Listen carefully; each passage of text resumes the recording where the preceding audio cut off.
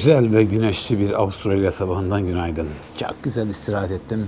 Motel harika. Ortam güzel ve şimdi kontinental kahvaltı yapıyorum. Dalga geçmiyorum. Vallahi kontinental kahvaltı dediler buna. Tost istedim. Ekmeğini getirdim. Boş 2 tane tost ekmeği. Oğlum burada bir sorun yok mu sizce ya?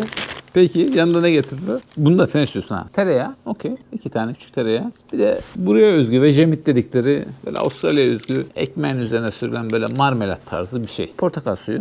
Çay dedim neden bulacağız? Çayı kendiniz yapacaksınız. Git içeride yap dedi yani. Evet orada koymuşlar hani poşet çaylar falan. Isıtıcı da var. Isıtıcı ısıtıyorsun. Kendi çayını yapıyorsun. Bir de yumurta istemiştim ben. Nasıl o gelmedi. Sabahtan yapacaklar diye bekliyorum. Herhalde yapıp getirecek diye bekliyorum. Burada bir adetle alışmak lazım. Burada herkes kendi işini yapıyor. Öyle getir kahvaltıyı daya önüne falan. Yok öyle bir şey. Bugün nereye gidiyoruz? Bugün hakikaten nereye gidiyorduk biz ya? Feribotun olduğu bir bölgeye gideceğiz de Adelaide'in ilerisinde Vallora'ya gideceğiz ki yarın sabah oradan bir feribota bineceğiz. Adelaide'a kalacak mıyım? Hayır. Adelaide'i pas geçmeyi düşünüyorum. Kendi kendime oturuyorum şimdi. Bakalım.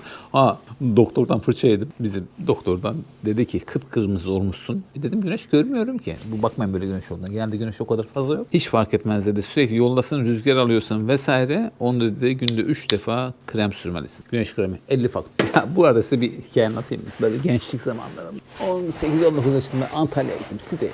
Denizde güneşleniyorum. Yatacağım falan.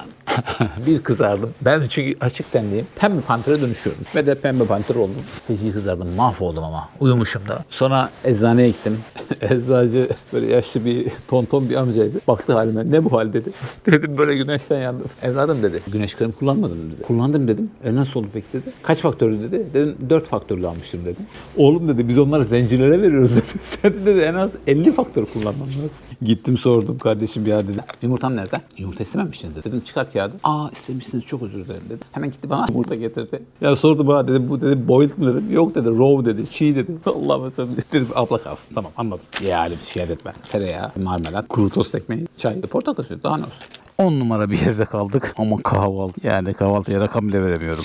Buna alışmam gerekiyor. Belli ki burada kahvaltı konusunda öyle yok abi bizdeki gibi yok ya mümkün değil.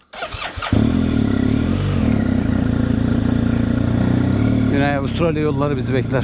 Şu BP'ye bir gidelim önce. Yolda bir de benzinle uğraşmayalım. Gelen giden yok. Trafik soldan, trafik soldan, trafik soldan. Açıksın değil mi? Değil mi? Kapalı. Neyse devam edelim. Trafik soldan. Yani ben buradan gideceğim. Sola bakacağım dolayısıyla. Yollara rahman olduk yeniden. Haydi bakalım benzinimizi alalım. Vay. Bak burada bir offroad kültürü var. İnanılmaz offroad kültürü var. Çünkü çok uygun kitabına. Görüyor musun? Abiler almışlar crossları. Offroad'da yardırmaya gidiyorlar. Bugün maalesef çekim yapamadık. Çünkü büyük bir probleme sahip. O yüzden yolu çekemedim. Gerçi yolda da çok fazla bir numara yoktu açıkça söylemek gerekirse. Dümdüz bir yoldu yani şey gibi değil. Grid Ocean Road gibi değil. Ama Grid Ocean Road'da başlayan bir sorun burada çok daha büyüdü. O da ne? Mikrofon. Mikrofondan sorun yok. Öncelikle o kaskın içerisine taktığım Rode'un Lavalier mikrofonu ki en iyisi bir şekilde arıza yaptı. Yani sesi cızırtılı veriyor. Anlayamadım yani. Yok kayıtlar böyle çok cızırtılı. O yüzden artık dedim bunu kullanmayacağım. Ne yapayım? Bir tane alırım nasıl ilerledim. Sonra benim ayrıca bir tane daha Rode'un Wireless Me mikrofonu var. Onu özellikle GoPro ile kullanırken takıyorum. Yani onun bir alıcısı bir de vericisi var. Vericisini yakanıza takıyorsunuz. Ondan sonra alıcı da zaten kameranın üzerinde mükemmel ses veriyor. Ara çözüm olarak ben dedim bunu yap. Mikrofonu kaskın içerisine koyayım. Zaten çok güzel ses alıyor çünkü. Kask da zaten burada. Alıcı da orada. Mikrofonu da taktım oraya. Hakikaten ilk birkaç tane çok güzel çekim yaptım. Seste de hiç sorun yok. Tabii kaskın içerisinde yer olmadığı için ben onu bir yere orada unuttum. Sonra kaskı çıkardığımda muhtemelen bir yerde düştü. Kayıp. Yok. Ne yapacağım? Lokallere sormak lazım. Yolda bizim park ettiğim bir yerde karı koca bir motorcuya denk geldim. Muhteşem insanlar. Anladılar bir sıkıntı yaşadım. Bakıyorum sağımı solumu araştırıyorum yerlere falan. Ondan sonra sohbete başladı. Dedim böyle bir durum var dedim. Üstelik dedim sizin ülkenizin ürettiği markayı kaybettim falan. Dedi Harvey Norman diye bir yer var. Oraya gidin orada bulursunuz dedi. İşte hatta 40 kilometre ileride. Bugün de pazar ama açıktır dedi. Geldim hakikaten burada teknoloji üzerinden bayağı işte mobilya, teknoloji, işte ne bileyim kamping falan filan gibi böyle büyük bir alan. Burası da oranın bir bahçesi. Mükemmel bir yer. Geldim orada Harvey Norman'a girdim. Mağazada mobilya bile var. Ama Rode'un o markaları yok. Benim istediğim markalar yok. Rode'un bir sürü çeşit ürün gamı çok geniştir Rode'un. Ama benim istediklerim yok. Yani Lavalier ve Wireless Me yok. Ne yapacağım derken oradaki çocuk dedi ki burada karşıda bir de JB Hi-Fi var dedi. Bir de oraya sorun dedi. Onlar da olabilir dedi. Gittim. Hakikaten orada vardı ve aldım. Sorunu çözdük. Lavalier'imi de aldım. Wireless Me'yi de aldım. Bunlar tabi Lavalier 89 dolar, Valiz mi 239 dolar olarak bana yansıdı. İkisinin toplam Amerikan dolar karşılığı 210 dolar falan ediyor. 110 Amerikan dolar ediyor aşağı yukarı. Ama mecburum çünkü yani hikayeyi nasıl çekeceğim, size nasıl video aktaracağım, bunları almak zorundayım. Sadece telefonla da yapamam ki, bitmez yani. Yolu nasıl çekeceğim, değil mi? O yüzden böyle 1-2 gün videom yok, kusura bakmayın. Zaten geldi düz alanlardaydım artık ama bundan sonra İnşallah kaybetmezsem artık güzel videolar çekelim. Valeru'dan herkese günaydın. Pardon, daha doğrusu iyi akşamlar size de. Bize günaydın. Şimdi Valeru'da dün gece konakladım. Sabah da kalktım buradan karşıya doğru, Seduna'ya doğru gideceğim ama önce bir körfez açmak gerekiyor.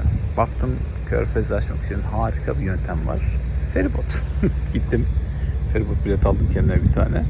Motorumla beraber. Birazdan feribota bineceğiz. 3 saat sürmesi bekleniyor. Yani plana baktığım kadarıyla. Oradan da Seduna'ya doğru devam edeceğiz.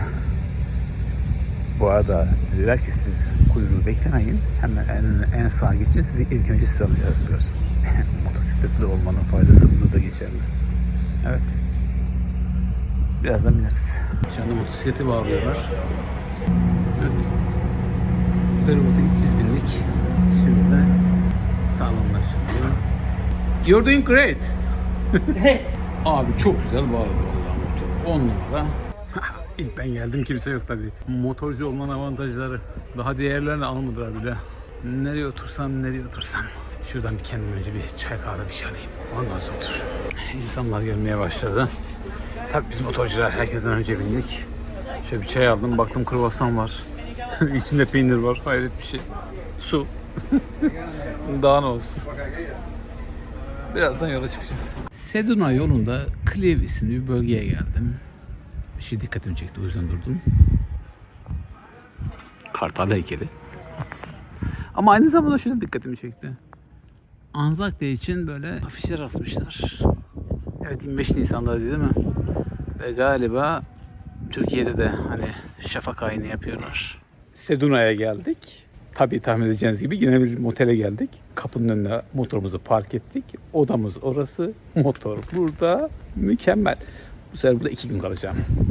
Hem biraz dinleneyim hem de bir planlama yapmam gereken konular var. Onları halledeyim. Öyle. Hadi bakalım.